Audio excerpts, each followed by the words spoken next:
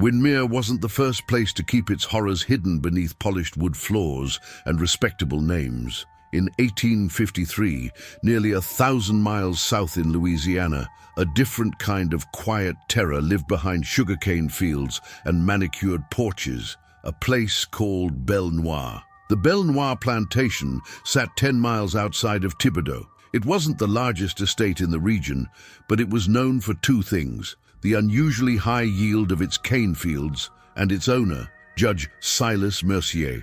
Judge Mercier wasn't a man of soft words or gentle eyes. He was respected, feared even, but always kept his boots polished and his voice low. He hosted annual Christmas gatherings and ran court proceedings from a bench made of carved mahogany. His name was in every deed, every bank agreement, every whisper that passed through town. But beneath the foundation of his plantation house, past the root cellar, and behind a bricked passage sealed with a rusted gate, was something else. A chamber, no bigger than a tool shed, cut from stone, no windows, and the air inside thick, bitter, metallic. And on the wall, a wooden shelf holding a single leather-bound ledger, pages filled not with money owed, but with initials and descriptions of pain. Belle Noire seemed picturesque on the surface, even by antebellum standards. Whitewashed columns, cypress-lined walkways, a veranda where musicians sometimes played into the dusk.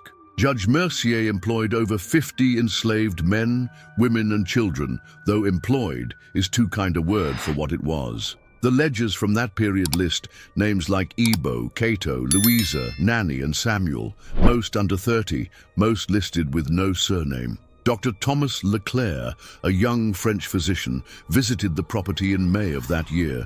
He was called in to examine a fever outbreak among the field workers. In a surviving letter to his sister, Leclerc described the plantation as unsettling, not for what was seen, but for what was carefully hidden. He wrote, "I inquired about a young woman named Alma, whom I had treated for infection. When I returned the following day, I was told she had been sent to the shadows." The overseer would not elaborate, but the children, when left alone, whispered that she had been taken beneath. Dr.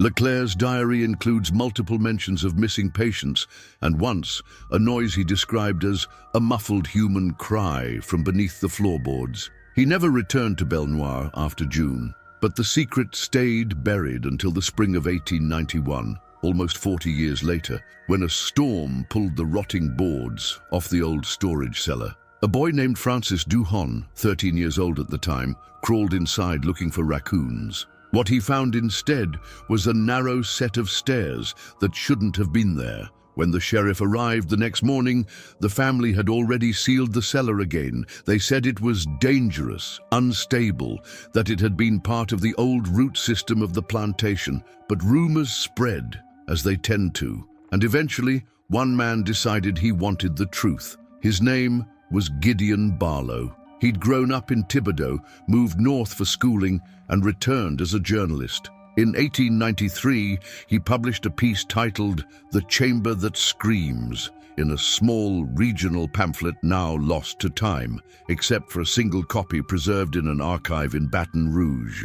In that article, Barlow wrote, "I descended the stairs alone, carrying only a lamp. The air was still and wrong, as if the walls themselves remembered. In the center of the stone room was a rusted iron ring bolted to the floor, and claw marks, no, scratches, along the baseboards, like someone had tried to dig their way out. But it wasn't the room that haunted him most. It was the ledger." He copied 3 entries into his article. EC, refused to kneel, 3 hours silence. Result, obedient. SL, spoke of escape, 9 hours. Result, broken. TM, song in defiance, 14 hours. Result, removed tongue. And each entry bore a final column, a sound, scream, scream, whimper, silence. The ledger was real. It was eventually moved to a historical archive in New Orleans. I've seen it. The leather cover cracked, the pages brittle but legible. It's unlike anything I've ever read, not because it's violent, but because of how cold, how deliberate it is. There are no names beyond initials, no explanations, just a list. Time in, time out, method, outcome, a system of punishment so industrialized it reads more like factory records than human cruelty. And every few pages, a phrase appears in looping script. To correct the soul, we must first break the vessel. There's no signature, but the handwriting matches Judge Silas Mercier's known correspondence. Belle Noire, burned in 1908. The official story was lightning. Others say it was a mercy. The chamber collapsed with the house. No physical trace remains, only the ledger and the stories. I found descendants of those once enslaved on Belle Noire. Most refused to talk. Some didn't know, but one woman, Mary Alphonse, great-granddaughter of Louisa, showed me a quilt her grandmother made. Sewn into one corner, hidden beneath layers of fabric, was a small embroidered ring. I asked what it meant. She looked at me and said, "That's where they chained her." Then she added, "But she lived, and so did we." We'll talk next time about the trial that never happened, the judge's quiet burial, and the laws that were meant to forget what happened in that room. But not everyone forgot, because a chamber like that doesn't stay silent forever. And a ledger that records screams has a way of echoing through time. The fire that swallowed Belle Noire in 1908 was convenient, too convenient, some would later say. It was mid-July when the lightning storm came through La Fourche parish, and a bolt struck the western edge of the property. Witnesses said they saw the plantation house go up like kindling. By morning, only the stone undercroft and a few beams remained. The Mercier family, long gone by then, had moved to Baton Rouge 3 years prior. They made no statement, no donations, no attempt to rebuild. It was as though Belle Noire and everything that had happened there had been scratched from the family record. But one man wouldn't let it go. Gideon Barlow, the journalist who descended into the chamber, spent the next 12 years chasing down the story behind the ledger. He requested documents, interviewed former workers, dug through court records, tax files, parish archives. He discovered something. Between 1849 and 1857, the mortality rate for enslaved laborers at Belle Noire was 4 times higher than the regional average. Yet no investigations were opened, no charges filed. The plantation doctor listed most deaths as heat exhaustion or aggravated fever. But Barlow found that 5 of those listed had initials matching the ledger. And when he compared handwriting samples from Mercier's court rulings to the script in the book, a forensic specialist of the time, Professor Wallace Greaves, stated under affidavit, "The samples appear to be authored by the same individual. While absolute certainty cannot be claimed, the linguistic pattern, character spacing, and pen pressure are consistent." Still, the state declined to act. Barlow published his findings in the Thibodeau Clarion in 1915 under the title The Ledger of the Judge. It stirred the pot, yes, but it also stirred fear. The Mercier name still carried weight. Judge Silas Mercier had served 2 terms on the state bench. He'd written key rulings that helped shape the black codes after the war. He donated to churches, sponsored orphanages, and corresponded with governors. And by the time Barlow's article hit print, Mercier was already dead. He'd passed quietly in 1910, natural causes. No obituary beyond a 1-line notice in a Baton Rouge legal journal. He was buried in St. John's Cemetery beneath an unmarked slab. But the ledger, it outlived him. I went to see that slab. It's cracked now, vines growing over the edge. I asked a groundskeeper about it. He said, "Oh, that one. No one's claimed it in years. We leave it be." Some say the Mercier family tried to buy back the ledger in 1922 when it resurfaced in a private estate sale. A collector named Harold Venshaw had come into possession of it after the estate of a former Mercier cousin defaulted on debts. Venshaw never sold. Instead, he donated it to the New Orleans Historical Society, where it sat in storage until 1954, when archivist Lenora Phipps opened the box and made a quiet note in the accession log, "Contents unsettling. Recommend restricted access." And it was restricted. For decades, only a few scholars and historians were allowed to review it. I was granted permission this year, after 6 months of appeals. The box is lined in blue velvet.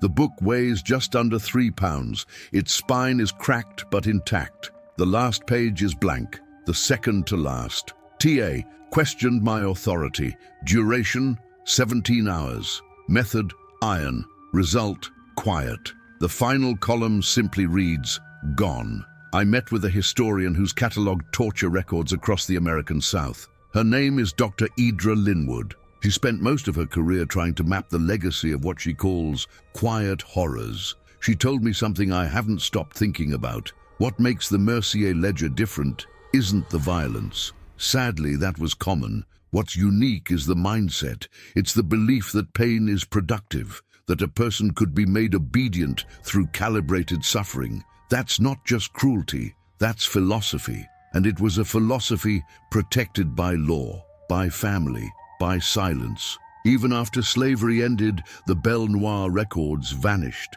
The local court burned down in 1873. Arson. No backup survived.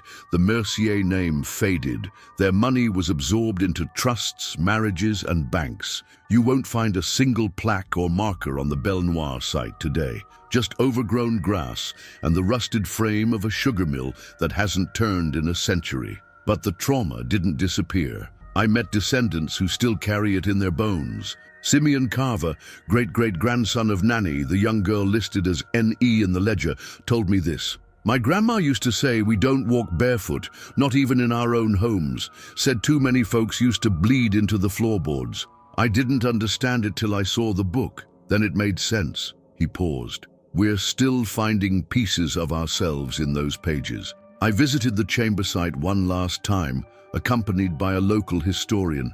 Nothing remains above ground now. No gate, no cellar. Just an indentation in the land, like the earth itself is trying to forget. But soil remembers, and sometimes so do people. Next time, we'll talk about the people who tried to preserve the memory, who pushed for acknowledgement even when the courts turned their backs. And we'll talk about the small museum that finally said, no more forgetting. Because when a place is built on silence, breaking it is the only way to breathe.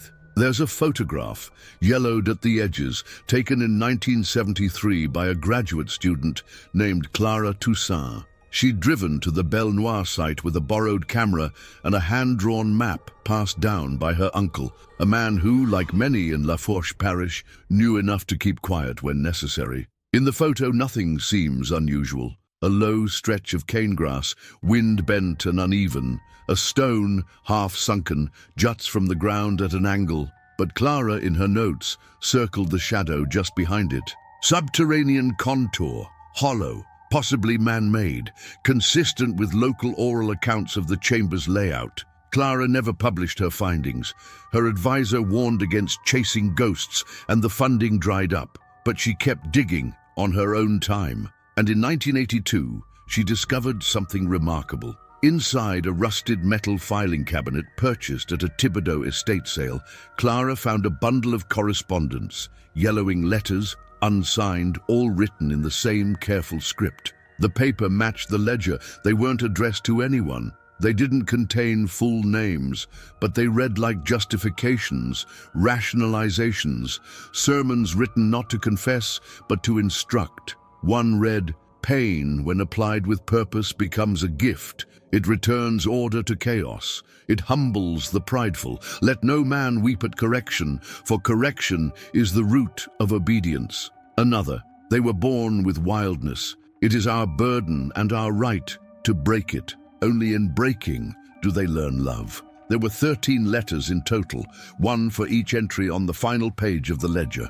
Clara turned them over to the Louisiana Museum of Justice and Memory in Baton Rouge, where they were sealed under restricted access. She died in 2003, but in her will, she requested one thing, that a copy of the ledger be made public. That happened in 2005. It caused an uproar. The Mercier family, still alive and still wealthy, issued a statement calling it historically unverifiable slander. But the handwriting had already been matched, again, this time by digital forensics. Judge Silas Mercier, it was concluded with 94% confidence, had written both the ledger and the letters. But there would be no trial, no charges, only a museum wing, a few lines in a history textbook, and silence. I spoke with Reverend Alphonse Beauregard, who presides over a small church on the outskirts of Thibodeau. He was the first in the region to publicly reference the chamber in a sermon. He told me, "When we bury a body without a name, we lose a piece of ourselves. But when we bury a story, we lose our soul." He began holding annual vigils in 2010, simple ones, just a few candles, a reading of names, even if those names were incomplete, just initials from a ledger written in pain. The first year, 10 people came. The second year, 50. Last year, over 300 stood beneath the cypress trees. They read from the ledger, not the whole thing, just the first and last entries, to mark the beginning and the cost. Not everyone supported the remembrance. In 2011, the memorial plaque installed near the Belle Noire site was defaced. Someone spray-painted "Liars" across the bronze. The parish replaced it. It was defaced again, so they put up a new one, made of carved stone. Heavy, not easily moved, and this one included a single line etched beneath the list of initials. "May those who suffered in silence now speak through us." It's not just a Louisiana story. What happened in that chamber, what was justified in that ledger, was part of a system, a belief that suffering could be moral, that silence meant obedience, and that authority, once cloaked in law, was unassailable. But history, if we're honest with it, doesn't ask us to look away. It asks us to remember. Last fall, I met Josephine Carr. She's 93 years old, a descendant of E.C., the first name in the ledger. Her hands trembled as she turned the reproduction pages, but her voice didn't. My mother's mother never learned to read, but she told stories. And she told me once, "We come from survivors, don't forget that. We survived what was done in the dark." Josephine paused. I used to think she meant beatings. I didn't know about the room. Not then, but I do now. And I still believe her.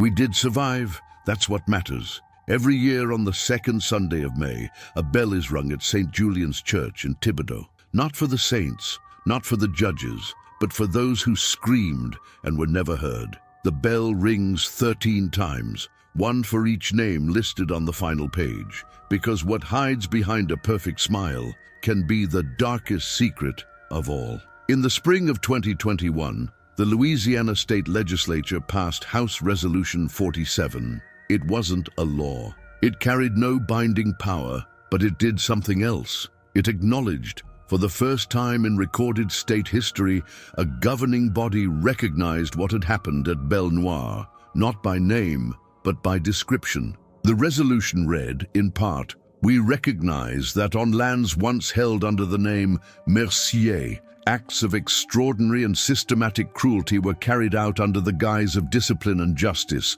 that such actions were documented in a now public ledger, and that these events form part of the broader legacy of racial violence in this state's history." It was symbolic. It didn't name Silas Mercier. It didn't mention the chamber. But for those who had waited generations to be believed, it was something. I sat in the gallery when the resolution passed. The chamber was quiet, no applause, just a single nod from Representative Langston, who'd introduced the bill after reading about the ledger in a university archive. Later that evening, I spoke with him in the marble hallway outside. He told me, "My grandmother used to say that some truths don't knock on the door, they scratch from underneath." A year later, the Louisiana Museum of Justice and Memory unveiled its Belle Noire exhibit. The ledger was placed under glass, backlit, flanked by letters, court records, soil samples, and the rusted hinge from the door that once sealed the chamber. The exhibit didn't draw massive crowds. It wasn't flashy, but those who came stayed. A plaque at the entrance reads, "This is not a story of one man or one house. This is the story of belief, and what that belief cost." Below that line, etched smaller, "Enter quietly, leave differently." The curator, Dr. Maya Adisa, walked me through the exhibit before it opened. She pointed out the scratch marks on the hinge, claw-like indentations from the inside. She said, "We debated showing this, whether it was too much, but we realized it was the only thing that told the truth without language." She paused beside the ledger. "We tend to think the past lives in black and white, but this book, this is red, deep red, Outside the museum, there's a small memorial garden. Wildflowers grow freely. Sunflowers, indigo, milkweed. There's no fence, just a narrow stone path with 13 flat markers, each engraved with a single letter. I asked Dr. Adisa about the choice to use only initials. She said, "We don't know all their names, but we know they existed, and sometimes acknowledgement is the first justice we can offer." I watched as a family walked the path, hand in hand. A boy knelt beside one of the stones. His mother whispered something to him I couldn't hear. He nodded, touched the stone, then stood up, and they kept walking. The Mercier estate, what's left of it, was dissolved in 2019. Old money dispersed into trusts, foundations, and legal settlements. The final family trust filed for bankruptcy in 2020 after a failed land development deal in East Baton Rouge. The name lives on in records, but not in buildings. There is no statue, no portrait, no plaque, only the ledger and the legacy it left behind. I've spoken with dozens of descendants, scholars, pastors, archivists. All of them return to the same point in different words. We remember not to relive, but to understand and to prevent, because the beliefs that built the chamber didn't vanish with the fire. They evolved, found new language, new disguises, but the warning signs are always there. We see them in every institution that values order over empathy, in every law that punishes defiance more harshly than cruelty, in every silence that follows pain. The ledger isn't history alone, it's a mirror. This story has been one of the hardest I've told, not because of its violence, but because of its structure, its logic, its coldness. There were no screams written in the margins, no chaos, just a record, a system. But that system met something stronger: survival, memory, refusal. 13 lives and many more unnamed carved a truth into the world that no fire could burn away. And every year the bell rings 13 times, because what hides behind a perfect smile can be the darkest secret of all. There is one name I haven't said yet, not because it was forgotten, but because it was nearly erased: Alma. You might remember her from earlier. Dr. Leclerc's letters mentioned her, the young woman sent to the shadows. For years, her story lived in fragments, hearsay, memory, a name repeated by children in whispered tones. But 2 years ago, an anthropology team from Tulane University conducted a ground-penetrating radar survey of the land where Belle Noire once stood. They were looking for foundation remnants. What they found was something else. 4 feet beneath the surface, near where the rear gardens would have been, they discovered a grave, unmarked, shallow, wrapped in burlap. Inside, the remains of a young woman. A forensic anthropologist, Dr. Lydia Serrano, examined the bones. She documented multiple fractures, a shattered jaw, dislocated shoulder, a broken femur that had healed badly. Signs of prolonged trauma, not from a single act, but from a long, unrelenting series. She was between 16 and 20 years old. No jewelry, no markers, but she had something else. A row of carved letters embedded in the handle of a comb found near her ribcage, worn nearly smooth with time. 3 letters, A-M-A. The carving was faint, but real. Dr. Serrano told me, "I've worked dozens of historical excavations, but I've never seen anything so quiet and so loud. Alma. We can't be certain, of course. Science has its limits. But for the first time in over 170 years, the name found its way out of the chamber. She was laid to rest last autumn in the newly consecrated section of St. Julian's Cemetery under her full name as it appeared in one early parish baptismal record, Alma Mercier Auguste. The priest who presided over the ceremony said this: "We speak her name because someone tried not to. We speak it because she could not." And around her grave, the descendants of those once enslaved at Belle Noire stood with candles. It rained, lightly, but no one moved. The chamber is gone. The house is ash. The judge is buried under a stone with no words, but what remains is the story, held in ledgers, in letters, in bone, held in memory. I want to end with something Simeon Carver told me the last time we spoke. We were standing in the garden, beside the 13th stone, beneath the early spring wind. He said, "People think history is books and statues, but sometimes it's just a grandmother warning you not to sing too loud after dark. Sometimes it's a man who flinches when he hears footsteps behind him and doesn't know why." Then he looked down at the initials. But now we know why, and now we say their names. This story isn't about one man. It's about belief and what it can do when left unchecked. It's about silence and how it spreads. But more than that, it's about breaking that silence. Because when we tell the truth, when we remember, we do more than expose the darkness. We build something brighter, one name at a time, because what hides behind a perfect smile can be the darkest secret of all. There are stories that end in silence. This one doesn't, because the sound of it, the ledger, the chamber, the screams, is still echoing in the places that matter, not just in archives or grave sites, but in classrooms, in policy, in conversations whispered between generations that once had no language for their pain. And now they do. In 2022, Louisiana passed Act 273, establishing the Commission on Historic Racial Atrocities.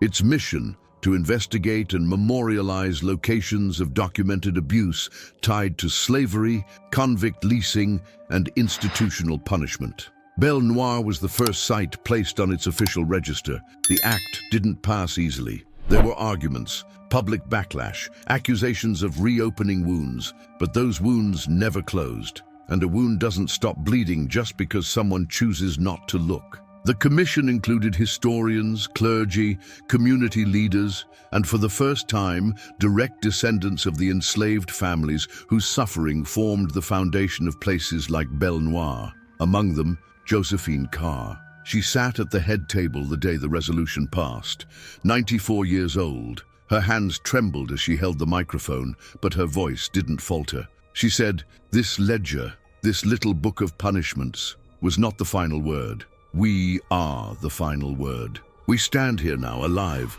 whole, free, and watching," and the chamber echoed again, not with screams this time, but with truth. I returned to the site this spring. The air was warm, heavy with magnolia. The cane fields, long since fallow, had begun to grow wildflowers. There's a low fence now, not to keep people out, but to mark sacred ground. There's no monument, just a simple wooden sign. "Beneath this earth, pain once slept. May those who walk above it carry memory, not silence." I stood there alone for a long time. I thought about the boy who crawled into that cellar, the doctor who asked questions no one wanted answered, the journalist who descended the stairs with a lantern, the archivist who opened the box, the historian who fought to place it behind glass, the descendant who gave back the names, and the girl who carved 3 letters into a comb and held onto it as long as she could. A.M.A. Alma. We began this story with a house, polished columns, a judge who smiled in court and wrote punishments in cursive, and we ended here, in open air, with no roof, no locks, no bricked-in walls, only names and the space to speak them. If you take one thing from this story, let it be this: evil doesn't always scream. Sometimes it documents, categorizes, justifies. Sometimes it wears robes and signs judgments with a flourish. But truth remembers. It grows in the silence, waits in the walls. It scratches at the floorboards until someone listens. And when it finally speaks, through ledgers, through bones, through breathless voices, it demands not vengeance, but witness. The bell still rings 13 times, every spring. The ledger is still under glass, open to the final page, and the initials once buried are now carved in stone, blooming beneath wildflowers, because what hides behind a perfect smile can be the darkest secret of all. Not long ago, I received a letter. It was postmarked from East Baton Rouge. No return address. Inside was a single photograph, folded neatly into quarters. It showed a classroom. Late afternoon sunlight streamed across chalkboards. A circle of chairs, half-size, plastic, scratched with initials, sat empty. And in the center, on a low table, was the ledger. Not the original, but a replica, reproduced by the Louisiana Museum of Justice and Memory, now part of an education initiative called History Where It Hurt. The program brings accurate accounts of local atrocities to middle and high school students, not to shame them, not to rewrite history, but to make it whole. A note was scribbled on the back of the photograph in careful looping script. We read aloud the page with Alma's name today. They were silent at first. Then one of the boys asked, "Did they think this made them better people?" I didn't have the answer, but at least now he's asking. That's how history works. It doesn't breathe because of books or museums or speeches. It breathes when a child learns the name of someone who was meant to be forgotten. When someone lights a candle, not because they knew the person, but because they know the silence. When the ledger becomes more than a book, when it becomes a mirror, I sometimes think about that chamber, about what it must have felt like to be inside it, not knowing if the door would open, if anyone knew you were there, if anyone ever would. It's easy to picture the stone, the rust, the echo of your own breath, but I think harder about something else. I think about a hand, bloodied, weak, reaching into a pocket, pulling out a comb, and pressing initials into wood. One small act of defiance in a place meant to destroy it. Not a scream, not a cry, a name, held in the palm of her hand like a blade. Alma's grave, now marked and visited, receives flowers each week. Sometimes wild bouquets from the garden. Sometimes store-bought lilies, fresh and trimmed. Once, someone left a folded page from a school notebook. Inside was a poem, scrawled in pencil. They built a room to silence you, but still, you found a way. You carved your truth in quiet wood and left it here to stay. We see you now with open eyes. We name you line by line. They thought they'd built a cage of stone, but stone forgets, and blood defines. There are still places like Belle Noire, maybe not in structure but in spirit. Places that count obedience and mistake it for peace. Places that hide behind politeness, wealth, tradition. And there are still ledgers. They look different now. Reports, files, closed-door reviews. But every time a story like Alma's comes to light, another page turns, another scream is heard, and another name is returned to the world. This was the story of a chamber, but more than that, it was the story of a girl who refused to be erased, a ledger that kept score in suffering, and a community that answered years too late, but still they answered. They rang the bell, they read the names, they opened the floor, and they listened, because what hides behind a perfect smile can be the darkest secret of all. ChatGPT said, "There's a moment, if you ever walk the garden path behind the Louisiana Museum of Justice and Memory, where you'll notice the quiet. It's not silence exactly. There's wind, birdsong, footsteps in the gravel, but it's still, intentional, as if the space itself is holding its breath." At the far end of the path, past the last stone marked TM, the final name in the ledger, there's a bench, smooth cedar, no dedication, just a brass plate fixed to its edge. It reads, "This seat is for the one who never spoke, but was never forgotten." I sat there once, alone, rain dripping from the branches above. The museum had closed for the day. The sky was the color of old steel. I sat with the weight of this story. And I thought of all the people who had carried it, the ones who dared to investigate when it was dangerous, the ones who testified when no one believed them, the ones who searched dusty archives, chased rumors, unearthed forgotten files, the ones who fought for truth not because they expected reward, but because they could not rest while the lie stood. And I thought of the ones who had no voice to carry it themselves, like Alma, like the 13 names. Like the others, not written in the ledger, but whose suffering lived just beyond the edge of ink. In my years of telling stories like these, I've learned something. Sometimes, justice doesn't arrive with sirens. Sometimes, it doesn't arrive in courtrooms or headlines, or even in time. Sometimes, it arrives in whispers.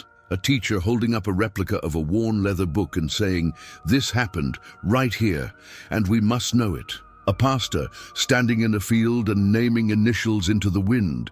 A boy lighting a candle at a grave marked only with 3 letters. Truth has gravity. Even when buried, it pulls. Through time, through silence, through generations, it finds a way out. It finds a voice. Sometimes that voice is yours. I was asked recently why I continue to tell these stories, why I return again and again to places where darkness once lived. And my answer was simple. Because the people inside the story didn't get to leave, the least we can do is stay long enough to understand. So, if you ever find yourself in Thibodaux, Louisiana, on the old road that leads past the cane fields, past the parish lines, stop by the memorial, stand at the edge of where the chamber once was, close your eyes and listen, not for screams, but for breath, for the sound of history rising, and for the faint but steady rhythm of names returning home.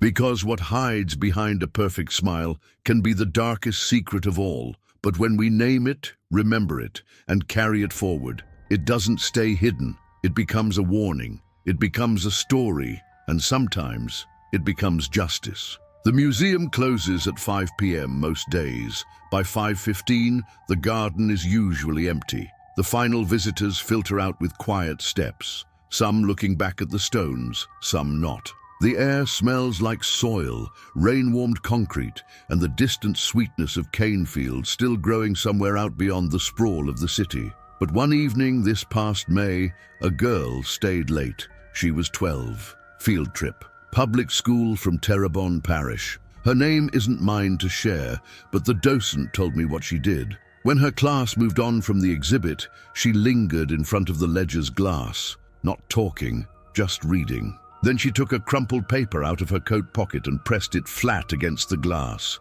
It was a drawing, a stone room, a girl, and behind her, 13 small flames on the wall, one for each of them. She didn't say anything. She didn't have to. She left the paper on the museum floor. The staff saved it. It's now part of a rotating installation. Not because it's art, but because it's testimony from someone who wasn't alive when it happened, but who knows now. The last chapter of this story isn't one I'll tell.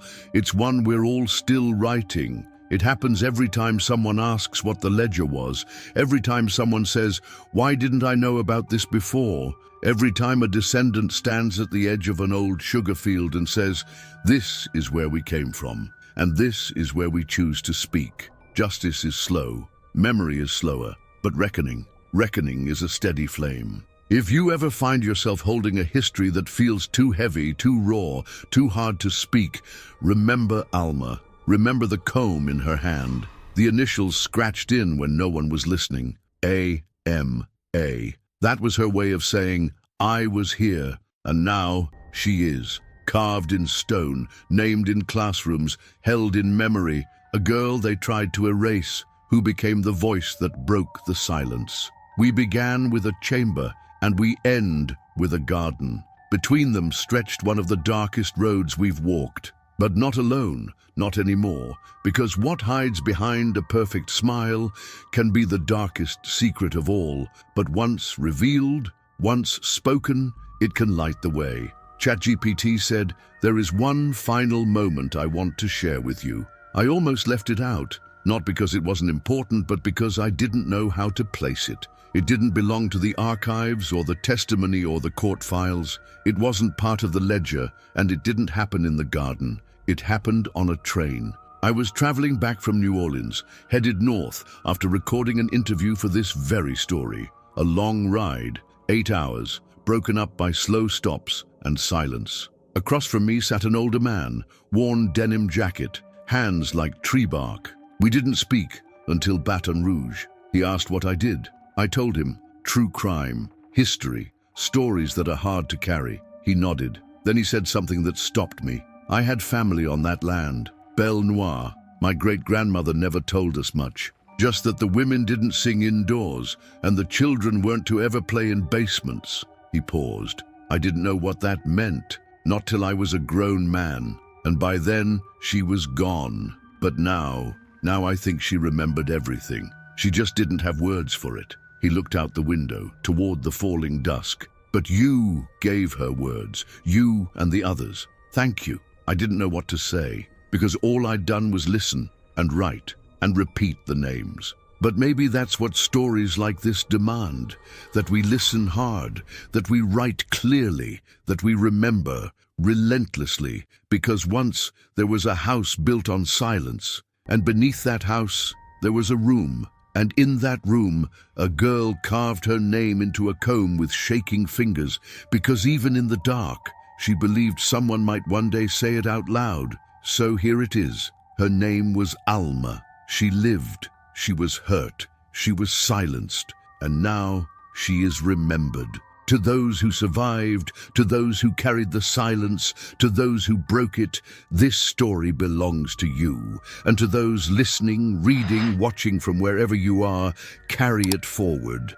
Not for guilt, not for punishment, but for truth. Because that's how we make sure this never happens again. One last time, from the place where it all began, what hides behind a perfect smile can be the darkest secret of all. But when spoken, it becomes a name, a warning, and finally, a light.